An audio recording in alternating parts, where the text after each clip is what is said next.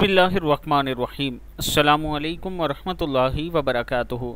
مجھے تعجب ہے اس پر جو غم سے آزمایا گیا ہو اور پھر بھی اس آیت سے غفلت کرتا ہے۔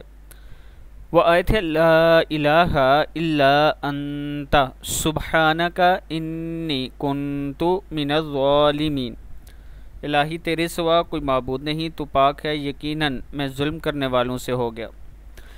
کیا تم نہیں جانتے کہ اس دعا پر اللہ نے کیا جواب دیا؟ اللہ سبحانہ وتعالیٰ نے اس کے بعد فرمایا فَاسْتَجَبْنَا لَهُ وَنَجَّيْنَاهُ مِنَ الْغَمِّ وَكَذَلِكَ نُنْجِي الْمُؤْمِنِينَ فَاسْتَجَبْنَا لَهُ وَنَجَّيْنَاهُ مِنَ الْغَمِّ وَكَذَلِكَ نُنْجِي الْمُؤْمِنِينَ۔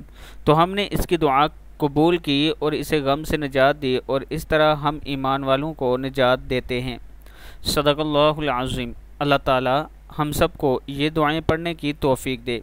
ہر نماز کے بعد اپنے ماتھے پر ہاتھ رکھا کریں اور پھر یہ دعا پڑھ لیا کریں، بسم اللہ الذی لا الہ الا هو الرحمن الرحیم اللہم اذہب عنی الہم والحزن۔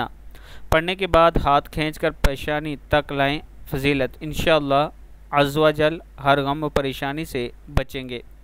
یعنی یہ چھوٹی سی دعا، بسم اللہ الذی لا الہ الا هو الرحمن الرحیم اللہم اذہب عنی الہم والحزن پڑھا کریں۔